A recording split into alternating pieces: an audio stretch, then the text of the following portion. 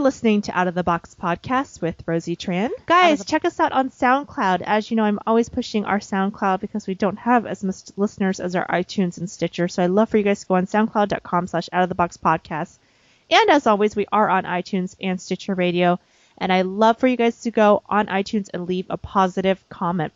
We love the ratings and we love subscriptions, but most of all, we love positive comments. So if you could go on there after the podcast today and leave a positive comment, that would help us out so much.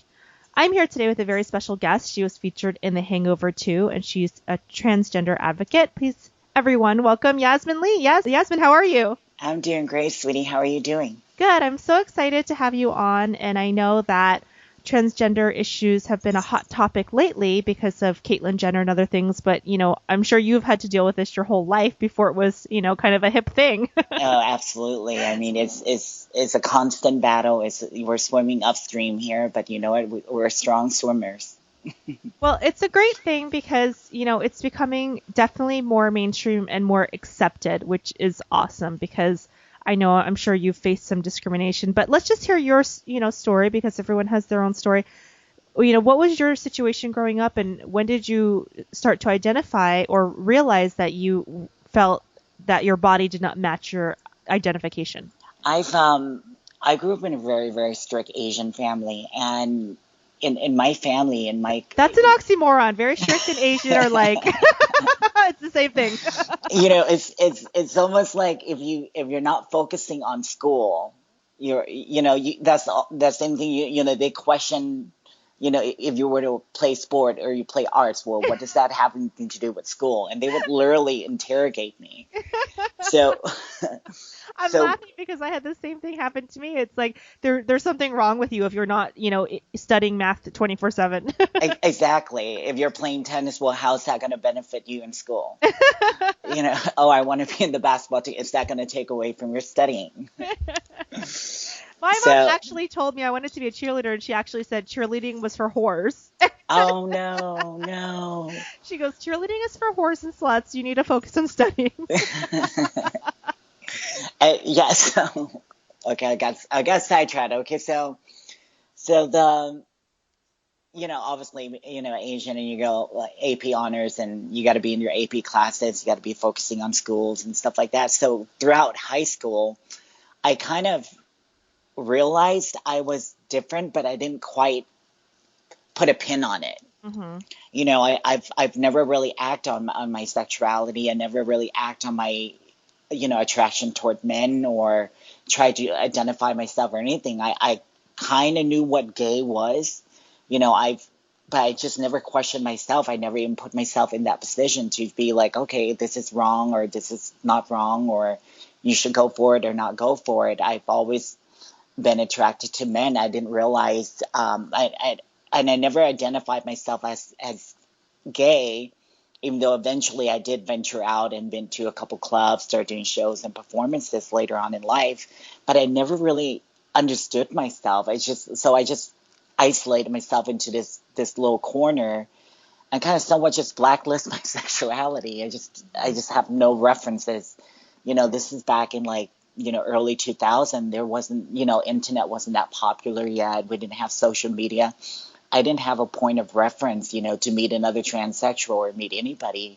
Did you feel that you were repressing who you are in a way, just kind of sweeping it under the rug? I swept it under the rug because I didn't understand what it was, and I was focusing on school. I was focusing on you know, being in the theaters and you know, in my classes and being sports. So I was occupied almost 24/7. I literally have about 6-7 hours of sleep a day, and from then on, I'm just busy nonstop.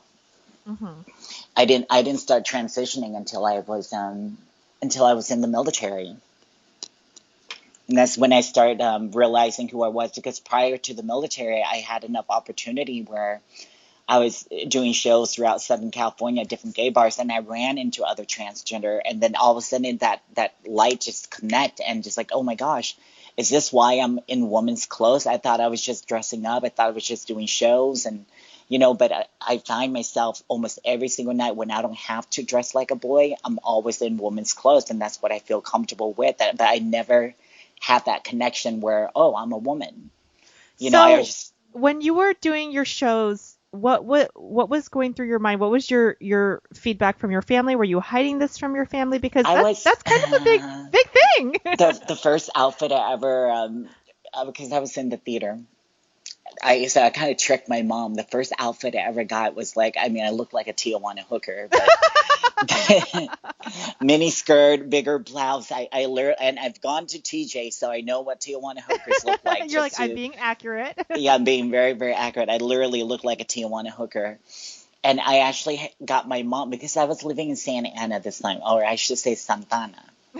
So I was living in Santana, and I asked my mom. I was like, "Mom, I've never been in a woman's clothes. Can you help me pick out some clothes?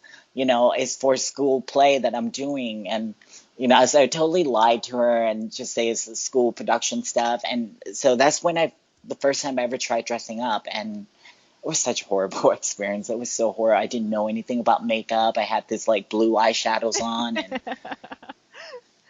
yeah. Yeah, that was that. And I really didn't. As the years goes by, I went to this one place it's in, oh my gosh, where is it at? Buena Park. It's a club called Oz, and that's when I ran into Raja from RuPaul's Drag Race. I forgot what season it was that she won, but she was pretty much my inspiration for how to do my makeup. I've always been an artist growing up my whole life, so anything I can see, I can mimic, and I can do it on myself, because it's all about playing with colors. And so that's when I started learning how to dress, learning how to do makeup, but I never identify myself as anything because I never even acknowledge it. It's just, I was just doing whatever I want to do because I'm happy, just happy doing it. Now, so you said you were performing in these gay clubs. Did you at first then identify as being gay before? No, I didn't identify myself as, I just literally did not acknowledge it. I knew I wasn't.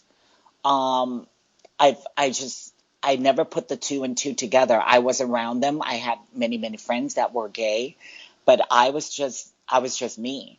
Mm-hmm. And I was just me until I realized what I was. Okay. So you were attracted to that scene. You were attracted to that, but you kind of just disconnected with your own personal identity. Is that what I'm hearing? I was attracted to a world where I was allowed to be who I am. I didn't have to justify myself to anybody, and I wasn't being punished. Now, were you ever teased growing up because of your obviously femininity? Like you said, you were not identifying with that identity, but I'm sure it was exuding from your persona. I was, but at the same time, there's this domineering side of me that kind of made people afraid of me. I mean, there's a few encounters here and there randomly, but I didn't get picked on a lot. I maybe it's from me isolating myself, or maybe it's from me being captain of the track and field, and star in the basketball team, and I was a couple competitions away from Olympic tryout, and the only one in the school who qualified that far. I didn't pursue it, obviously, because the Asian family didn't allow me to. She, didn't know that, hey, you can get scholarships, this and that, if you pursue that world. So I've always had a tiny bit of fear from everybody. Here's this person who's in AP and honors, who's starring in all the musicals and theater productions, who's also excelling in sports. And the only incident that it happened was somebody actually wrote a sticky and placed it on my back, using the F word, the fag word. I forgot exactly what it said, but I stopped the whole class. And say, well, you're going to be brave enough to come up to me and put this thing. Why don't you go ahead and identify yourself? And then I made a big old scene. I went to the teacher and I told her, I'm like, we need to deal with this right now. Or if you can't help me, I will go to administration and get them to help. If they can't help me, I'll go to another person and get me help. But this is not right. And this needs to be dealt with, and it needs to be dealt with now. So you're a pretty sassy teenager. You know what? I wasn't afraid of adults or anything. I always felt like I was a grown up. I always felt what's fair is fair. So that whole thing, and her name was Miss Mercado. It was the Spanish class, and she's very sweet, very, very friendly, and very nice. And we end up spending that whole classroom, that whole period, talking about being discriminated against, being different, and we came from all walks of life. There was a lot of, there was in that school, there was a lot of Vietnamese, there was a lot of Hispanics, there was a few blacks, it was just randomly a lot of people. It was very, very mixed. And so everybody went and took their turn, and the whole class, everybody was bawling and crying, talking about their insecurity and talking about what people make fun of them for. I think, there's this one girl named Loanne, and she's pretty famous in the Vietnamese entertainment right now. I think she sings now or something. I'm not sure. But she started crying. She's like, I thought people were being cute and everything. They're always calling me Hoan because she was so stunningly beautiful. Everybody know that how beautiful she is, but back then being beautiful, the only thing you can associate yourself with is just like, oh, she's a hoe. So they keep on calling her like Hoan, and it's like the saddest thing ever. And she started crying, and everybody started crying, and everybody started sharing their story, and we all started crying. And so after that day, nothing ever happened again. So it sounds like Miss Mercado, your teacher, was really advocating for some change. And not just being, yes. Because a lot of times with institutional situations like education systems, they just say, okay, Yasmin, or I don't know what your birth name was, shut up, sit down, and let's just focus on studying Spanish or whatever. You know what I mean? Yeah, I totally understand. I mean, I personally wouldn't let that happen. I know probably end up being kicked out of school or being yanked, or I would have fought it through. But fortunately enough, no words or any conflict ever rise from me and the teachers there, especially Miss Mercado. She's one of just the most loving and understanding teacher I've ever seen. And, she was compelled to make everybody share and understand each other and our differences and accept each other for who we are. And we spend the whole period and the whole class really just discussing that. And it's all thanks to her. That's awesome. Well, what an inspiration. So hopefully, any listeners who are maybe struggling with this type of thing can advocate for something as positive as that to happen, because that's just an amazing and inspiring story. Thank you. I always feel you always have to stand up for who you are, what you're doing. But at the same time, you got to pick your battles. You have to pick your battles. Some are just not worth it. Some people are just not worth it. But given the opportunity to be who you are, always try your best to be who you are. Mm-hmm. But you mean some people are not worth it? There's people out there who are just closed-minded. They're not going to change their mind. Yeah. And even if you're having a kumbaya session, they're still going to be sitting in their little hateful world, right? Yeah, well, absolutely. I mean, ignorance is ignorance. And what it is when you're talking to somebody who is ignorant, but there's a combination of ignorant and stubbornness and evil intention, because you can be ignorant and call it a transgender woman a man. Mm-hmm. You can be ignorant, but by putting yourself in that position to even calling her by that pronoun, you're for what purpose, other than to intentionally try to verbally assault somebody.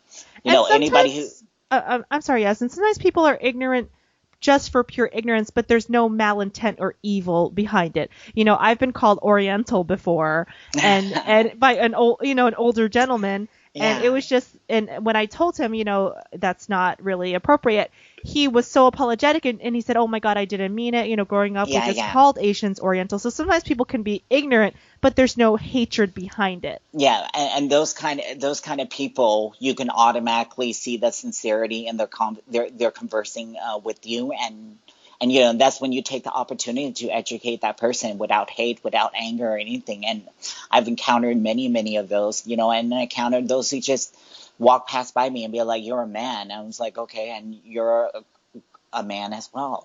You're like, "Thank you for sharing." You're roughly about 6'2". I mean, thank you for stating something, and what's the purpose of it? Just move on with your life. It's a passive aggressive attack. Exactly. That's the one I'm talking about. You can't fight every single one of them, and it's not possible. You just have to learn that in this world, there's good people, there's bad people, there's stupid people, there's smart people, there's just all kinds of people. That's true. There are. So, sometimes, I've heard a lot of transgender people or LGBT people, crying, saying that this is a curse. Why would anyone wish this on anyone? We're born this way.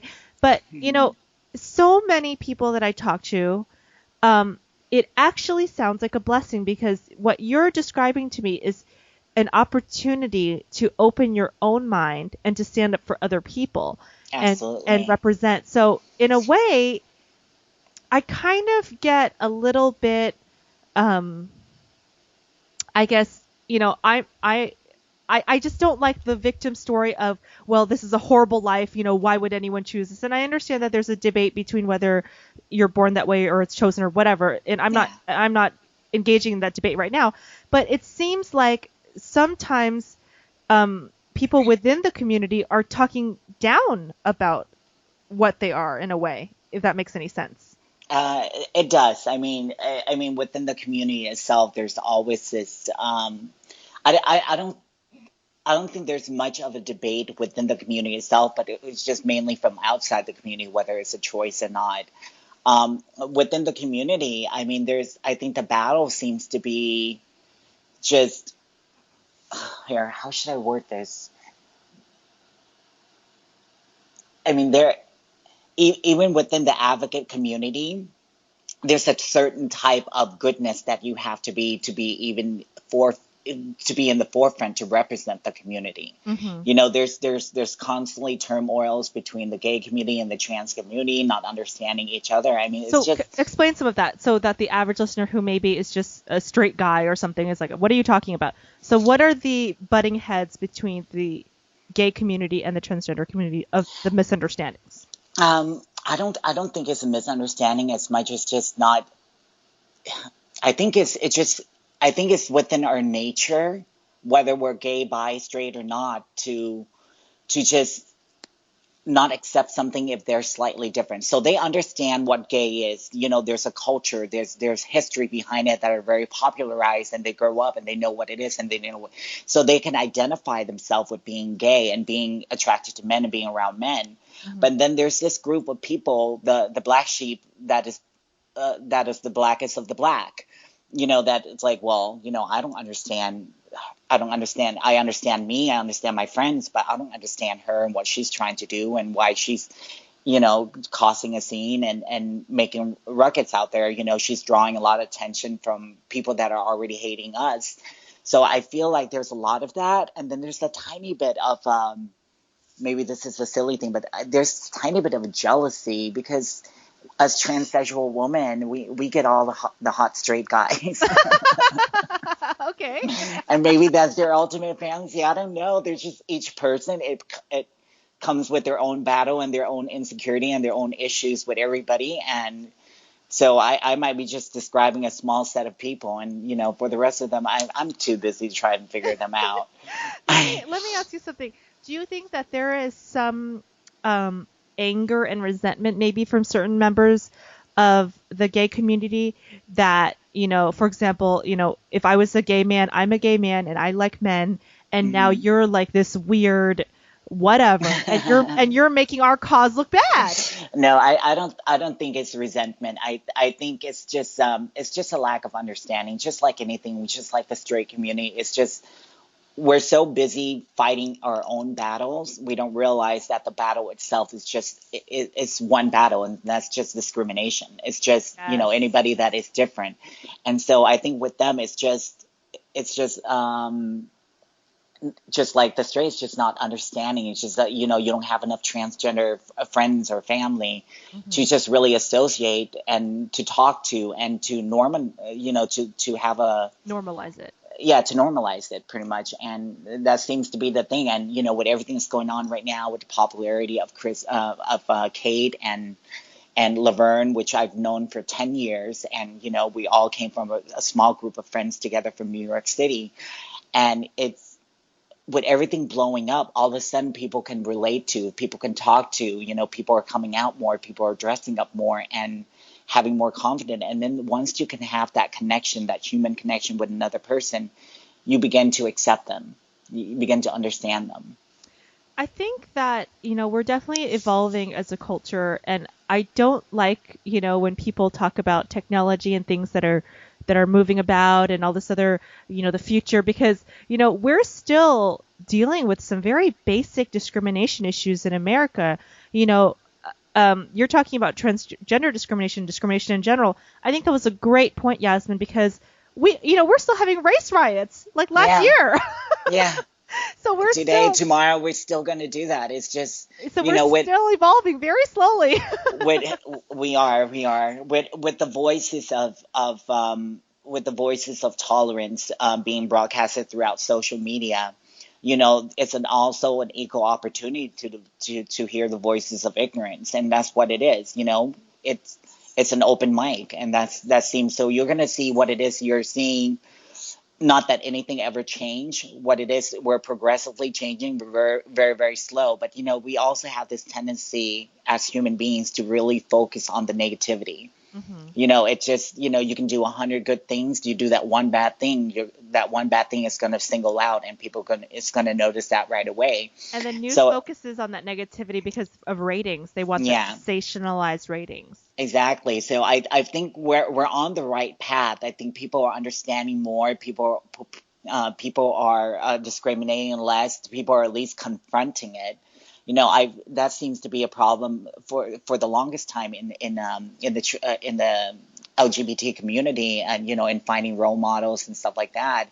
I was getting shit from people saying that, oh, why would you take the Hangover 2 role? You're highlighting prostitution, you're doing this and doing that, and I'm just like, well, first of all, it's going to be viewed by hundreds of millions of people, and people who have issues and problems with it. Guess what? Now they have the opportunity to have a conversation about it, and you have the opportunity to now have a conversation with them, and then you can take that next step and educate them if you like. But it all starts with visibility. If there's an issue or a problem, and that problem is swept under the rug because it's never shown the light of day, you'll never get to talk about it, you never get to correct it, and you never get to move on from it. It's sad that all the roles for trans women in the past has always been hookers and whores, streetwalkers and stuff like that. But at the same time, that kind of reflects a large part of that community, and what we're not dealing with is the reason behind it, the social economic distress that this community is going under. And that's why they're in that world. Most of us are struggling. There's over 700,000 transsexuals or something in America. More than 90% of them will experience discrimination on a regular basis. More than 40 or 50% of them will be to the point where they will have a significant life change, whether they lose their job or lose their friends or lose their family. That's a large number. And you're trying to think, and most people who are transitioning, all they want to do is just walk down the damn grocery store without being harassed. Pick out their cucumbers, leave her alone. No, there's been a lot of focus lately on transgender women, and I know that Cher's daughter Chastity transitioned to a man. And that was kind of big news, but not really as big as Caitlyn. And I noticed that there seems to be a focus on transgender women. Do you feel that you guys are singled out kind of the trans men more than trans men negatively? No, not negatively. I think it's I think what it is we kind of put trans men into the back burner. Mm-hmm. Because that's important too. That's a big. It's extremely important, but I think the psychology behind it is the entertainment and the drama behind something. It's almost kind of like if you were to say like two girls are lesbian, be like half the country, be like half the guys, be like, well, I'm down for that, And while but for it to be two guys are gay, it's just more dramatic. It's being. I think trans men are just more blended and more accepted. It's easier to transform yourself with testosterone and all that stuff to be a man. You really, I've seen some absolutely amazing. Have you guys heard of Buck? I do. Buck Angel? Buck Angel. Yes, you look at him and you can't tell. You can't tell. and gorgeous biker man, rough attitude, and you can't tell. You can't. And so there's no drama behind that. It's just, it's at his discretion for, to let anybody know or not know. Mm-hmm. Which, Buck Angel was the first person I've ever thought to my head when they start fighting that whole restroom policy thing. Uh-huh. And I was just thinking, we should just let Buck Angel go into a girl's restroom and shut everybody up. Is this who you want in the girls' restroom right next to your little girl? Smoking a cigarette? Hi, I'm just gonna squeeze some pee out here next to you. How you doing, little girl? Buck is more masculine than my husband. He very much is. He's an amazing advocate. I think he's working on some kind of trans charity thing that I think I'm supposed to go and have a meeting next week or something and join forces with him. I have very little information on it, so I'm not going to talk about it. But yeah, he's constantly out there and constantly promoting it for the trans men. We need more voices for trans men out there. I saw an amazing transition this morning on YouTube of a young teen girl into a man. And you're not talking about the one that took the picture every single day, right? I saw that, but I wasn't talking about that one. No. That's what led me to kind of research it before I've had transgender before on the podcast, Venus Lux, and she was awesome. And but I just wanted to do a little more research and also look into some of the work that you've done as well. And it was amazing. I mean, he looked totally, you couldn't even tell, and he was just an amazing. His YouTube videos were doing advocacy for that, and just in a very emotional, spiritual way. Yeah. And I just thought it was amazing because, like you said, when you were coming up into the early 2000s, there was nothing like that for you to kind of reach out and not feel alone. Yeah, absolutely. I mean, it's in full isolation. When I first moved to, I started my transitioning when I was in the military, and that was just, from friends who has hormones, and I start taking hormones and slowly develop, and nobody could tell. But, after I was off my shift, once I leave the military base and ship and stuff like that, I always have this tiny bag of, my hair and my makeup and stuff like that. And I was just everywhere I go. And this was really, really dangerous. I was actually in the Middle East, in Bahrain, Dubai, Qatar, and all that stuff, dressed up as a woman. And to me, it was just more of me.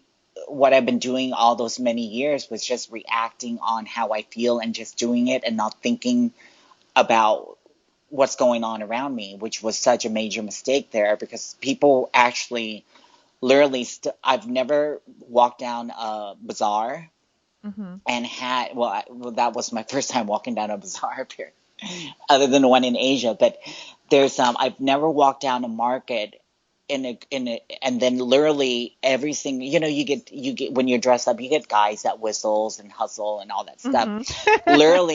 literally every single guy stopped their car, not one, not two, not 10, not 20, but every single car stopped their car in the middle street, got out their car, and kind of rushed toward me and offering money. Will you come home with me? Take me, grab my hands, and all that stuff. No, it was scary and aggressive, and I didn't understand. Oh, it was too much. No, it was, and back then I was thinking they were hitting on me, but then now with everything's going on, I'm like, oh my gosh, maybe my shirt was a little bit too tight, my jeans was a little bit too tight, and all that stuff, and maybe they were, maybe they were trying to harm me publicly. Oh. But one guy grabbed his arms and grabbed my arm, and I twisted his thumb and put him down to the ground. And, and start screaming into him. And, all of a sudden they realize I'm American, and, and maybe they thought I was from there and I was not dressed reserved enough or anything like that. I get it. I thought you were like, oh, they're all hitting on me. This was no, you were scared. Okay. It could be a combination of hitting, or a combination of, here's some money, you fucking hooker, what are you doing here? But I put one person down, and I ran into the market and just disappeared into it.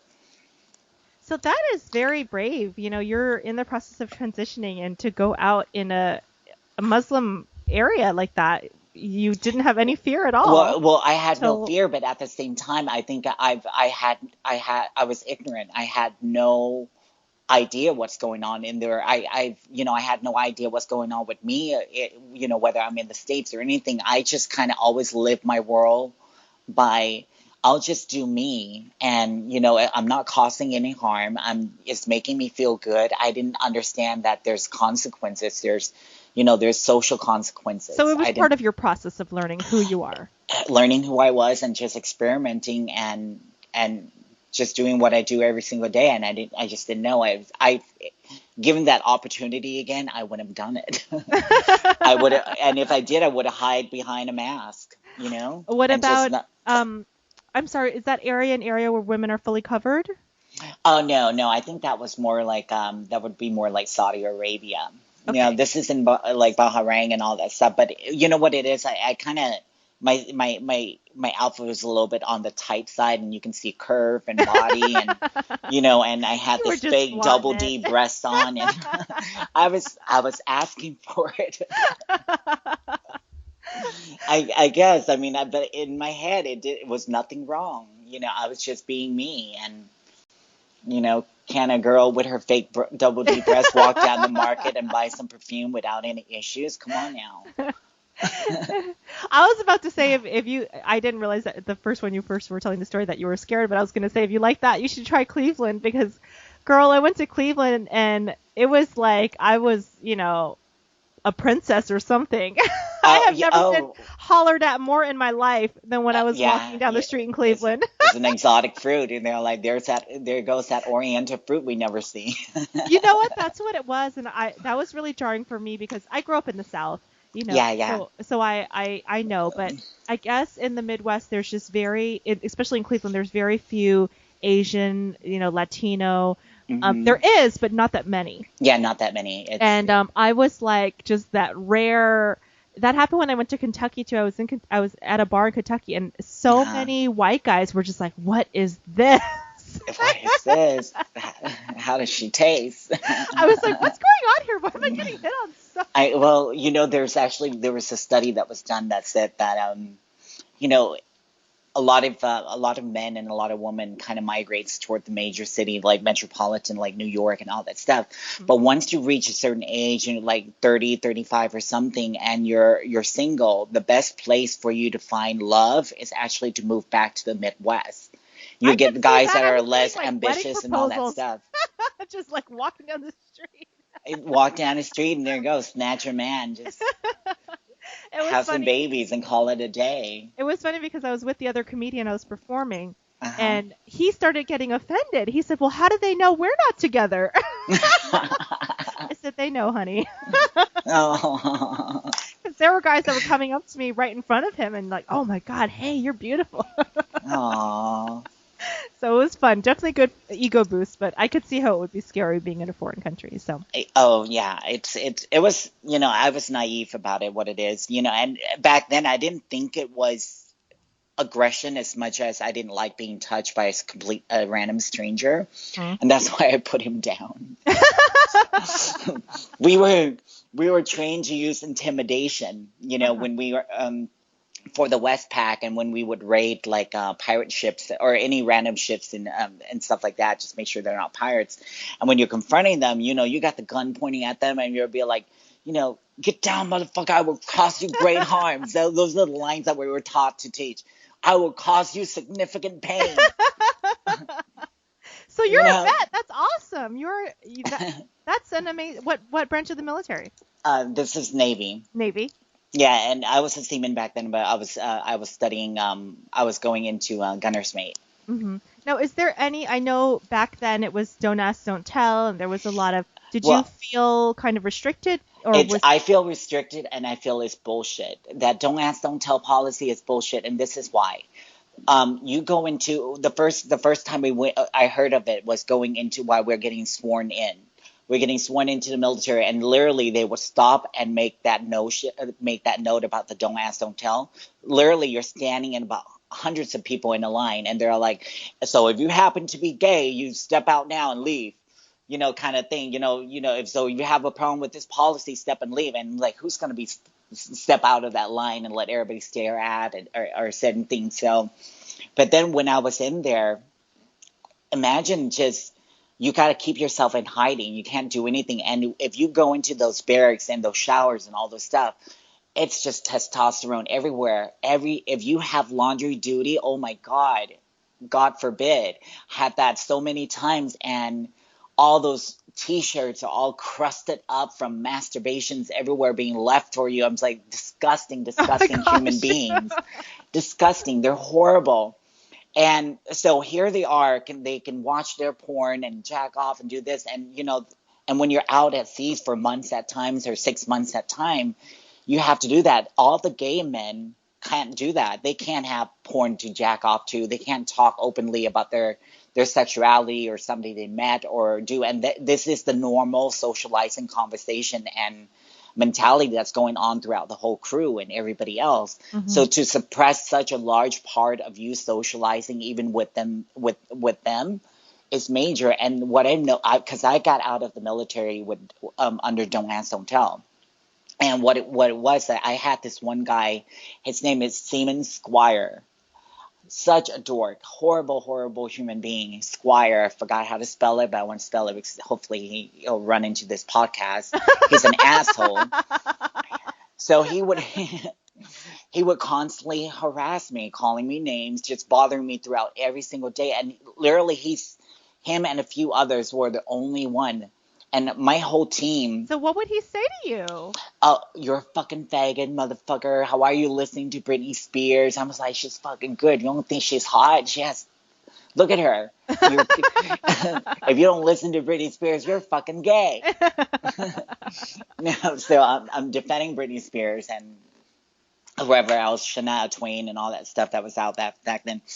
But, he's just, constantly just giving me hell. But my department, people who actually, he was from a different department. My department always backed me up and always defend me and always help me. I was actually going up for Sailor of the Year. Mm-hmm. And so I had no problems within my department, but it's just running into the butting head with this person that I see every single day for 2, 3, 4 hours and him just giving me hell. And it's not like the kind of hell where he's physically trying to bother me. Like, it's just, when you're trying to do your job and you have somebody sitting next to you that are calling you names just like an hour before or 2 hours after and just constantly throughout the whole day for the last year. So I finally confronted him. I brought that issue up to my command and I had to confess. I'm like, well, yes, I am. I've been transitioning, living as a woman. The officer actually caught me dressed up when I was out, like in Malaysia or something. When I was out in Malaysia, and I find what he said to me is extremely offensive and it's extremely wrong. And so, in me confronting that situation, I am now confessing my sexuality. So I'm now telling. But so, Don't Ask, Don't Tell, punish the tell, but they don't punish the people that are asking. Mm-hmm. Here's this guy who's harassing me, who's asking me multiple times if I'm gay or not, all this stuff. So now I'm leaving the military, but he's not. So did you leave as a dishonorable discharge? No, I was leaving with honorable discharge. So they gave me that. When I first did, I actually went through my chains of command. So before it even went to the XO and all that stuff, my commander, like, my lieutenant and stuff like that, like, my name was Kasal back then. I was like, Sim, Kasal, don't do it. If you want to, I can find some loopholes and we can transfer you to another base and this and that. I was like, it's not about me leaving or staying. It's about the point. I'm trying to make a point here and I want to fight it through. And obviously that was a battle that I've lost because I ended up being kicked out of the military and he ended up staying. But I just, I wanted to see what's going on. And so he wasn't punished at all for daily harassment? Nothing. Not even like, you know what, we're going to dock your pay or we're going to not allow you to leave the ship. No, nothing. They didn't even have a conversation with him.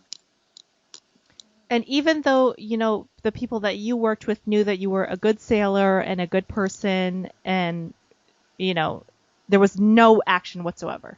Yeah, I mean, they absolutely love me. I've there's this in my earlier year before I became super, super lazy, I was very, I was very hardworking and very, very focused. So, Before I became I was the type of person that I can never do a group project because I don't want an A. I want the best from that class. Oh my God, I used to do that. Right. I It used wasn't to even do about that. an A. It was about the best possible that Oh my anybody have God, ever I seen hated for that working with project. groups. And so in groups, I always end up doing all the work by myself because Oh my everybody God, would that's always just me. half-ass it. So there's always been like, okay, well, we can do the group thing, but I'm just gonna do something on the side by myself. And if you like that better, we can use that one and say we all did it. Oh my God, Yasmin, that is me to a T. I didn't know there was other crazy people like No, that was me. And so when I was in the military, and all the military is all about hurrying and waiting, pretending to work, trying to impress the XO and all that stuff. So I was actually somebody who was there working, but since most of the people are pretending to work, you end up picking the slack from everybody else. Not just And that, but then people become, I'm sorry, I can totally relate. People become resentful of you because you're exposing how little they're working. that happened too. Yes, absolutely. They're like, hey, I'm trying to pretend to work. Stop actually working. Oh, I was literally told that by my first officer or something, or my petty officer first class. We were there and he's trying to impress the XO or something for some reason, the commander. And every department, the commander said, like, today everybody has off. It's a short day. You can go ahead and leave. There's nothing going on. But he decided to make all of us within his department work. And, and I'm sitting here cleaning. It's like, okay, go and do a field day and just clean up your work area. And I clean my work area. It takes about 20, 30 minutes. Everything's spotless and clean and stuff like that. And so, like, well, you got to stay here, until 2 p.m. when everybody else, that's when I want you guys to leave. That's when the workday is over. It's like, why? Because, the commander just told us that we can actually take off. It's all like, but he's trying to impress him. It's like, well, I'm already done cleaning. It's like, well, pretend that you're cleaning it over and over again until 2 o'clock. So you want me to pretend to work so you can impress the captain until we can leave, because even though he's telling us we can already go. I mean, it's just chaos. It's like, no wonder we don't get anything done. That is a very sad story, and I'm sad that happened to you, but I'm happy that Don't Ask, Don't Tell has been repealed since then. Oh God, yes. Thank God. Hopefully, members of that are serving our country can, now be open. They're open. I think I mean I didn't really follow up on this. From what I understand, that Don't Ask, Don't Tell was appealed, was put down, and gays were able to now serve openly in the military. However, it excludes transsexuals. Oh. So transsexuals were not allowed under some kind of loophole that was written a long time ago or something, under psychology or something like that.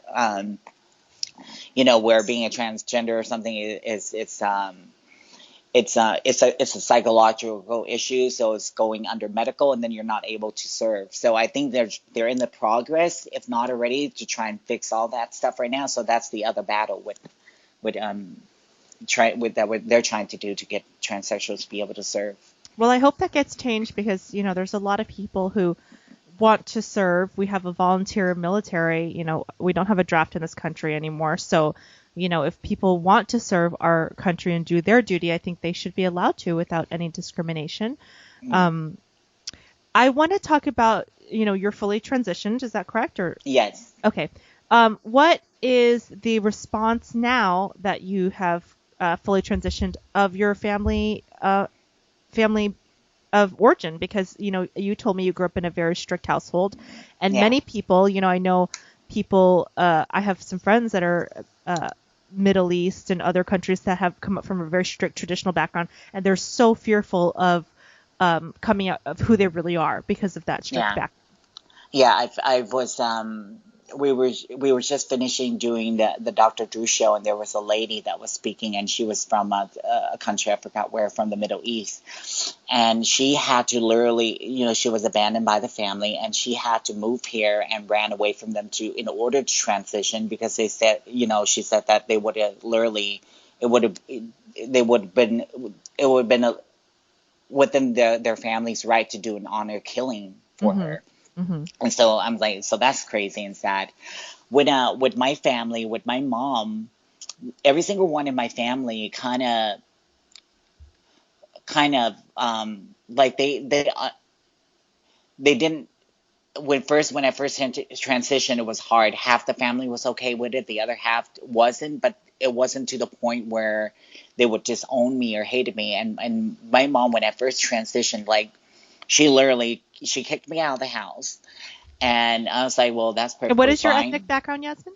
My mom's Thai, Cambodian, Chinese. My dad's Brazilian. Okay. And so she kicked me out. And I was like, okay, well, okay, let me just give me an hour. Let me pack my stuff. And so I started packing everything. I got everything in the car. And as I was leaving, she ran out crying. I was just saying that so you can change your mind. I didn't think that you would go through with it. I was like, I'd rather be homeless on the street than not be me.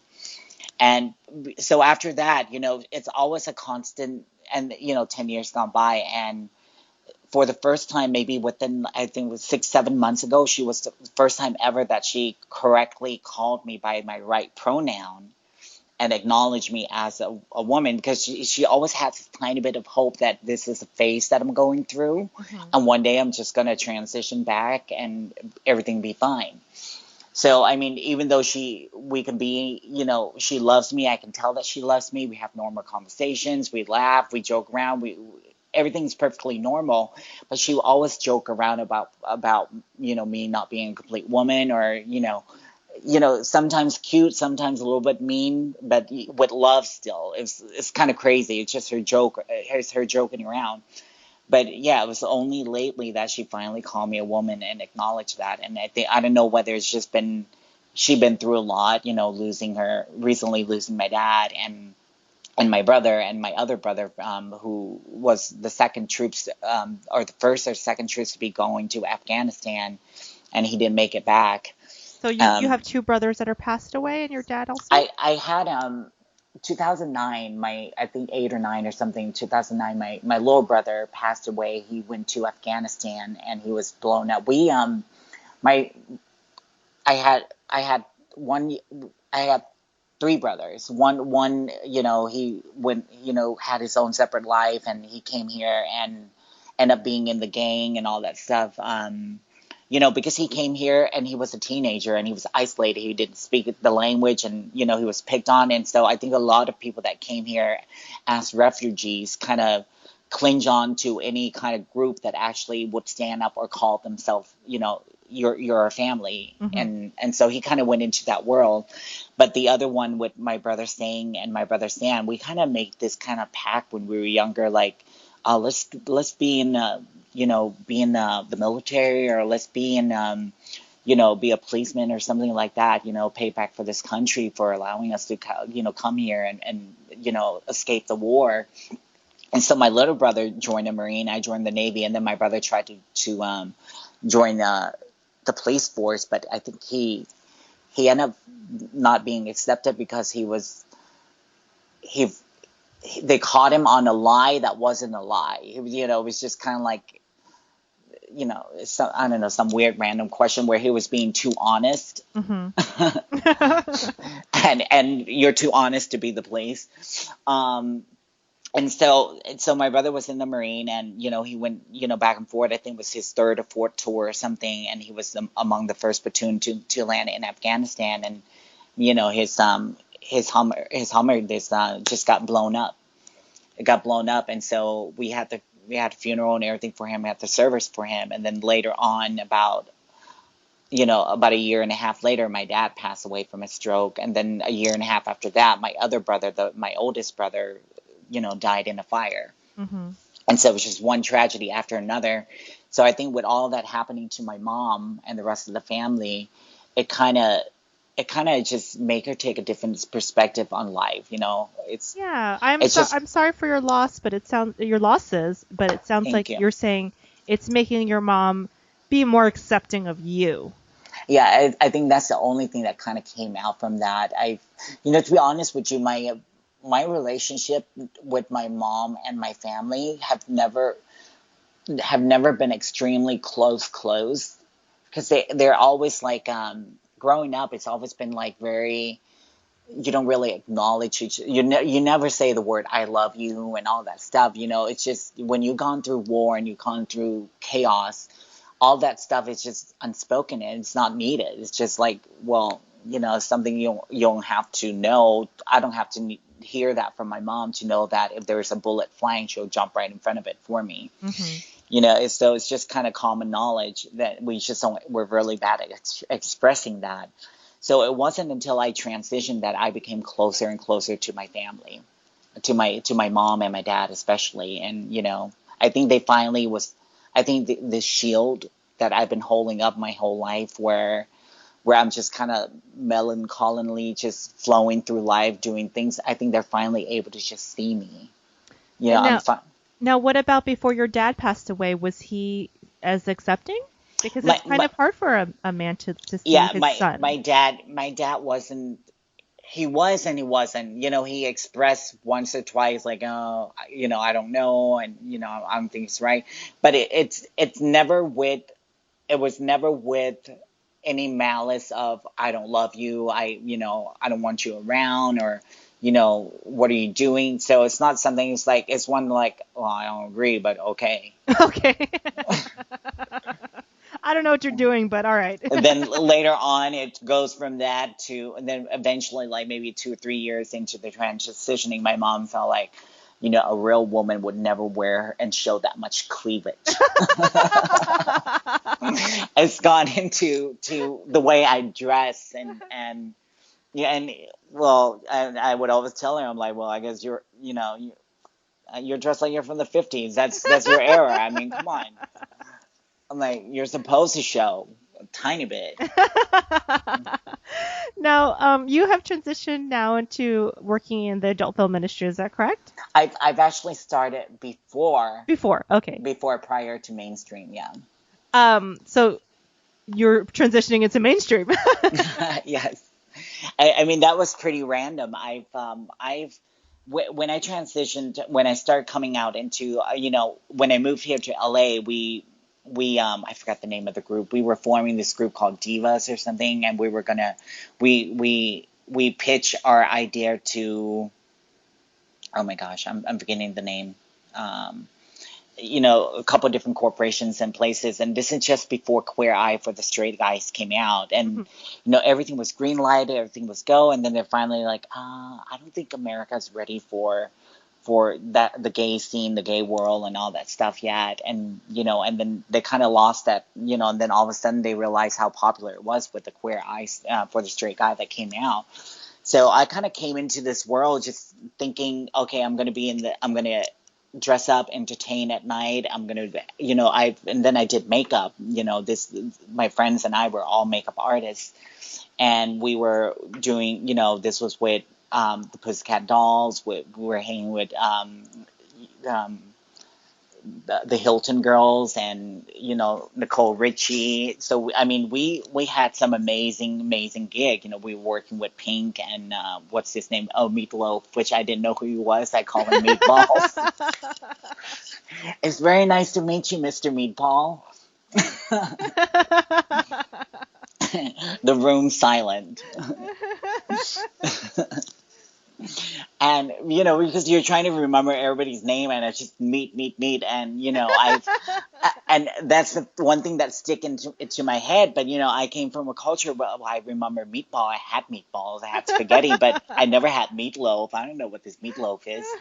And so for some reason, meatball stuck in my head. And so when I introduced myself, he was meatball.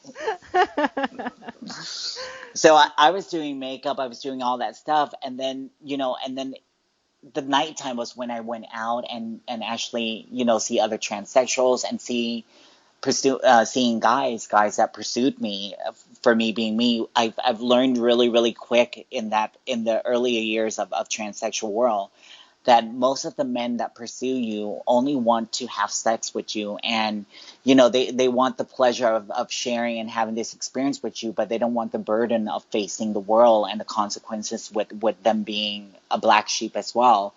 And so is it kind of like a story for some guys, like, oh, I had sex with a transgender? Or, no, it wasn't that. It's them expressing themselves and them being who they are. But since most men that are attracted to transsexuals are blurring the line between attracted to woman, I mean, rarely do I find a guy that's attracted to a transsexual woman be like, no, I'm only into a transsexual woman.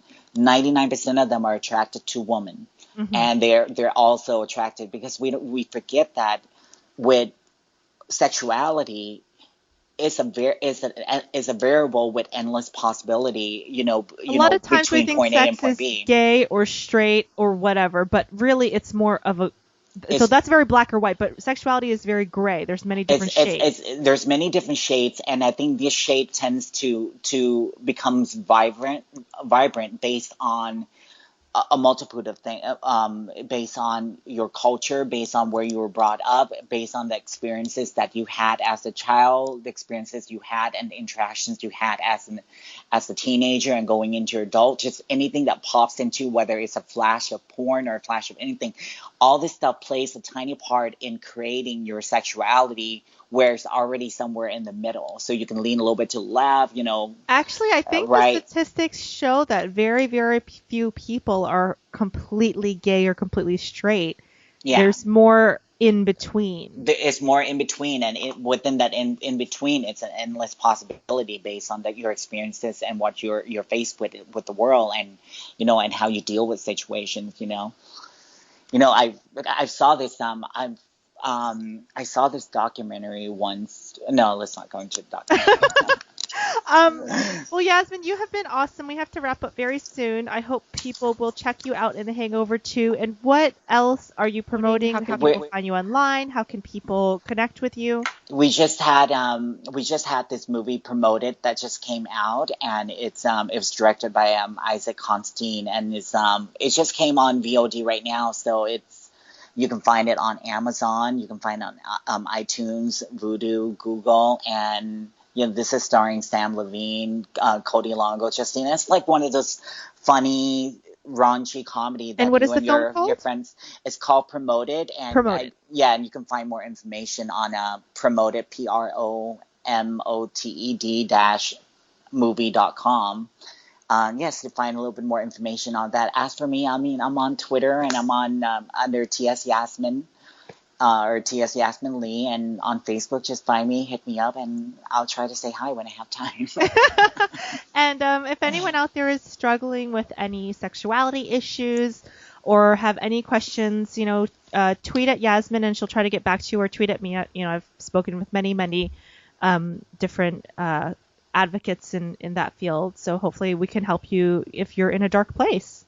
Absolutely. Please do that. Yasmin, thank you so much for doing the podcast, guys. This has been Out of the Box Podcast with Rosie Tran. Out of the Box is sponsored by hugmetees.com. Spread love, give a hug, hugmetees.com. As always, we're on iTunes, Stitcher, and SoundCloud. If you enjoyed the podcast today, let us know. Go on iTunes.com, Out of the Box Podcast, and leave a positive comment. Positive comments really help the podcast. They help other people find out about us, and they lift us up in the ratings.